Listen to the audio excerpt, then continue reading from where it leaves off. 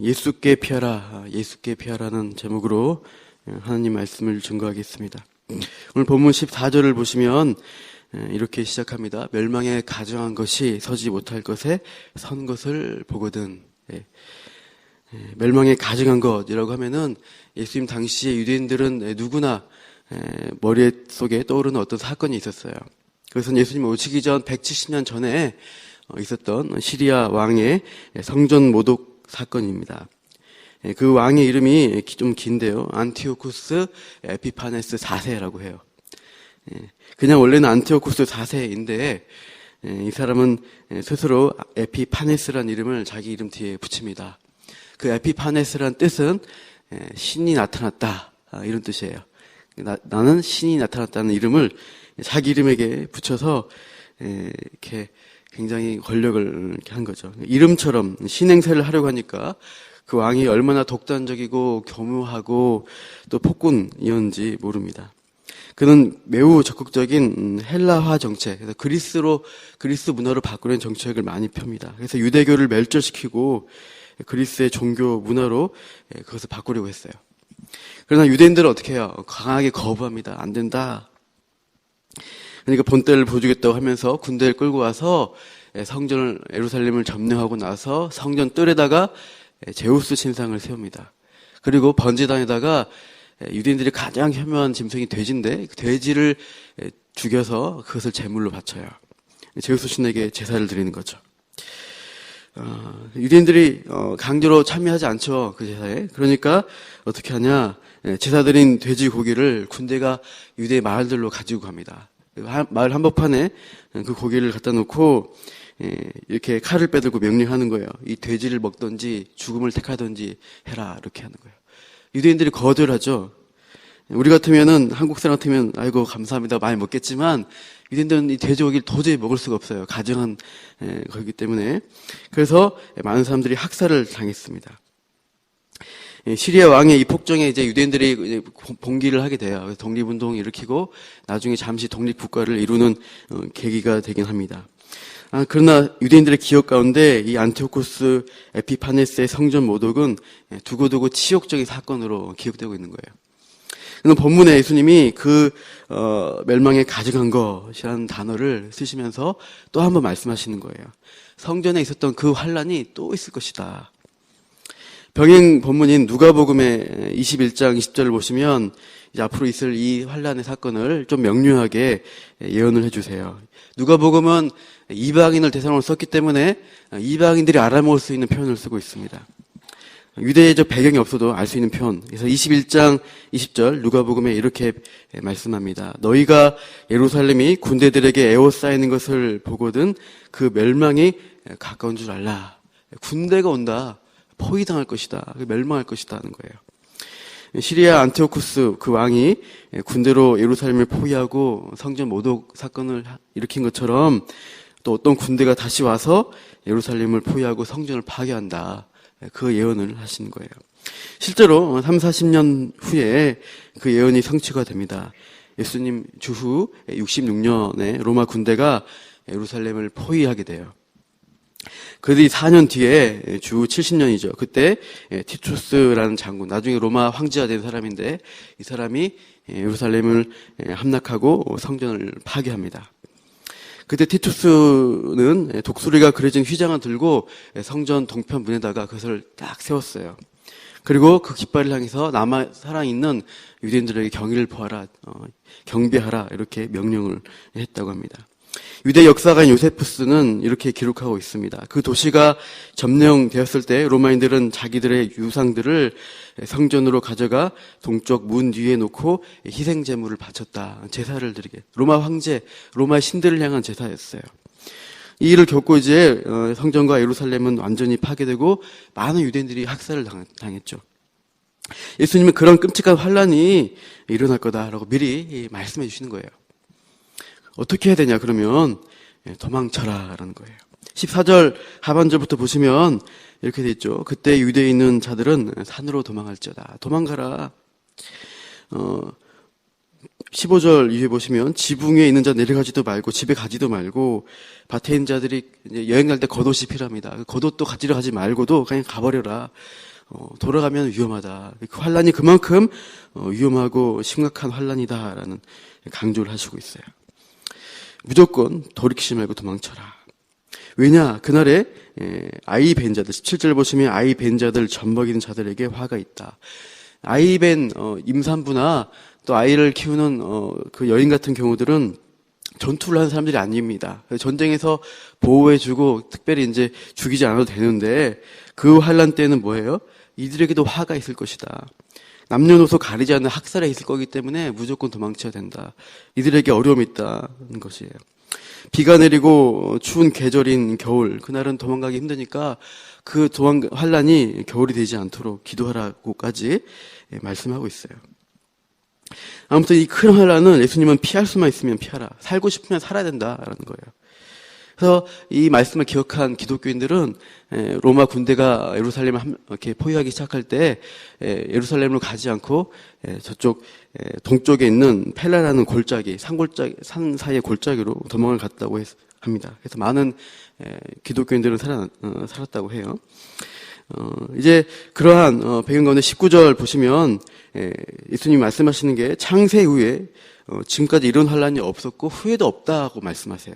좀 표현이 좀 더 다른 것 같아요.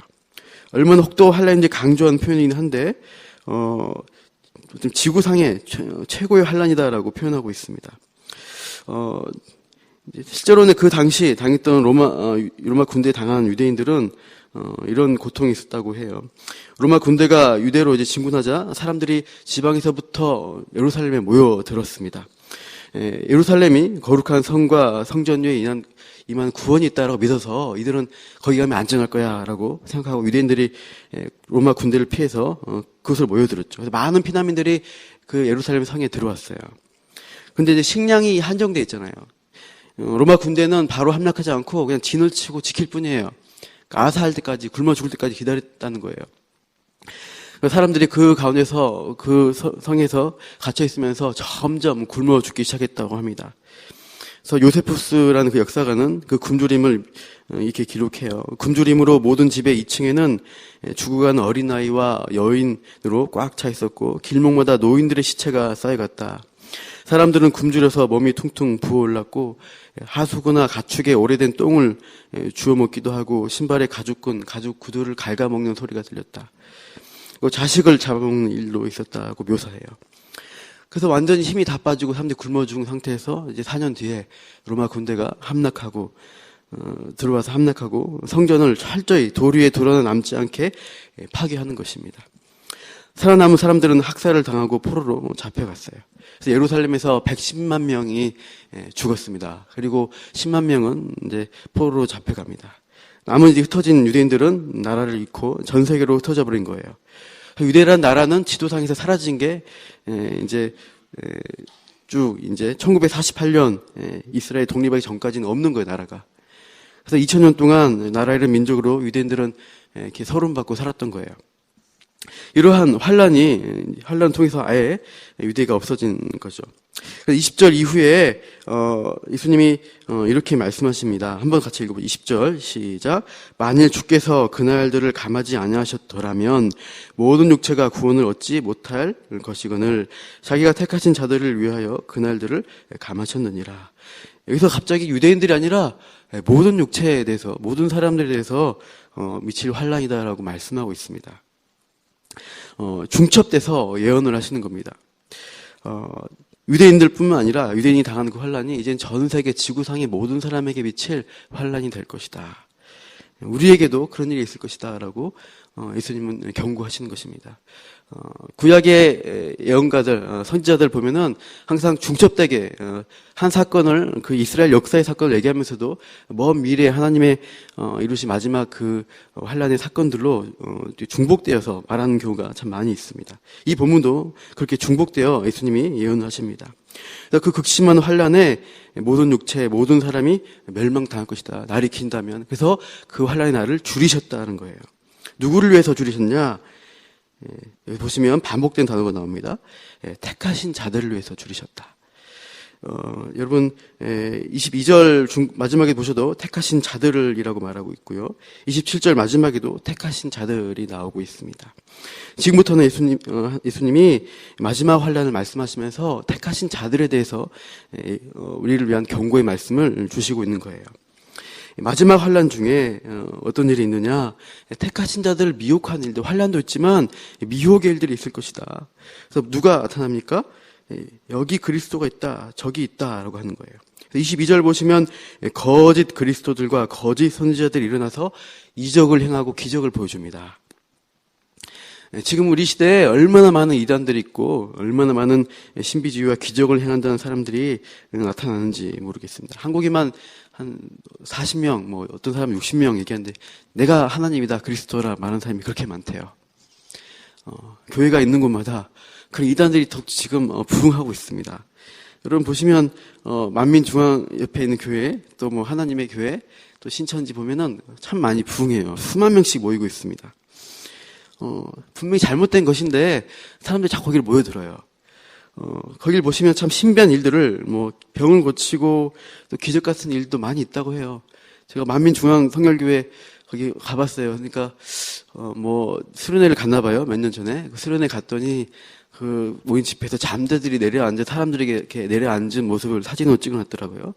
그래서 우리가 집회하는 곳에 신비한 일들이 있다. 그러면서 잠자리들이 우리를 두려워하지 않고 같이 이렇게 만나서 이렇게 교감하는 그런 게 있었다라고 얘기하대요. 하여튼 그러한 좀 그런 것도 자랑하기도 합니다. 한 신비한 일들이 참 많이 있어요. 이빨이 아말감이 금으로 바뀐다는 기적 집회도 많이 있었죠. 특히 이제 우리가 이 종말론 하니까 기억나는 게 92년도에 다미선교회 사건이 있어요. 어떤 사람이 다미선교회에 있었던 자기가 경험했던 것들을 기록한 글들이 있더라고요. 매일 밤 92년 추구가 된다고 하니까 거룩한 신부로 성화를, 거룩함을 위해서 준비를 많이 했습니다. 하루 3시간 기도하고 매일 한 끼 금식하고 매일 밤 12시 첫 시간을 예배를 항상 드렸답니다. 그러면 사람들이 어떤 현상이 일어나는가, 방언하고 예언과 통영, 입신, 환상 이런 것들을 많이 봤대요. 실제로 많이 보였나 봐요. 사진을 찍었는데 천사가 보이고 또 성령의 불같은 형상이 보였다는 거예요. 그리고 어린애들이 오히려 순진한, 거짓말하지 않는 어린애들이 신비한 경험 많이 했다고 쓰고 있더라고요. 그래서 순간 이동을 했답니다. 무슨 부산의 어떤 동네에서 다른 동네로 순간 이동하고 애들이 동물과 대화하고 입신에서 마귀와 싸우는데 싸우고 나면 몸에 푸른 멍이 들어있고 막 이렇답니다. 어떻게 모르겠어요. 그런 현상이 일어날 수도 있겠죠. 근데 그렇게 확신하고 믿는데 92년도 10월 28일 안 온 거예요, 예수님이. 그러니까 사람들이 이제 혼란에 빠졌죠. 그 사람은 그렇게 정리하더라고요. 광명의 천사로 가장한 사탄의 역사였다라고 보는 거예요. 순진한 어린아이를 오히려 이용해서 우리들을 이렇게 미혹한 것이다라는 거예요. 거짓 선지자, 거짓 그리스도가 이 땅에 참 많이 일어나고 있습니다. 마지막 때 현상입니다. 그래서 택하신 자들도 잠깐 혼란돼서 그새 미혹돼서 넘어가는 거예요. 이렇게 땅의 혼란이 가득할 때 어떻게 됩니까? 이제 하나님이 약속한 그 하나님만이 아는 그날이 이제 오는 것입니다. 우리는 시한부 정말론을 할 수가, 정말론자여야 합니다. 하지만 시한부로는 정말론자가 안 됩니다. 그 날과 그 시는 하나님만 아시기 때문이죠. 그러나 때가 되면은 이제 그 환란 후에 예수님이 오시는 것을 말씀하고 있습니다. 24절을 보시면 이제 땅의 혼란이 쭉 나오다가 24절에 해가 어두워지고 달이 빛을 내지 않고 별들이 떨어지고 권능이 흔들리는, 하늘이 흔들리는 이제 그런 일들이 있을 것이다. 그래서 이제 하늘의 질서가 무너진 현상이 일어나게 되고, 그렇게 될 때 26절 같이 읽겠습니다. 시작. 그때 인자가 구름을 타고 큰 권능과 영광으로 오는 것을 사람들이 보리라. 예수님이 오신다는 거예요. 휴거가 있다는 것입니다. 27절 보시면 택하신 자들을 땅끝에서 하늘끝까지 사방에서 모아서 예수님과 연합된 일들이 일어나고 그 예수님과 함께 새 예루살렘이 내려오게 됩니다. 휴거란 단어는 이제 성경에 나오는 파루시아라는 단어를 번역한 건데 한 번 있습니다. 두 번 있는, 세대주의자처럼 두 번 있는 게 아니라 마지막 환란 그리고 때 한 번 일어나게 됩니다.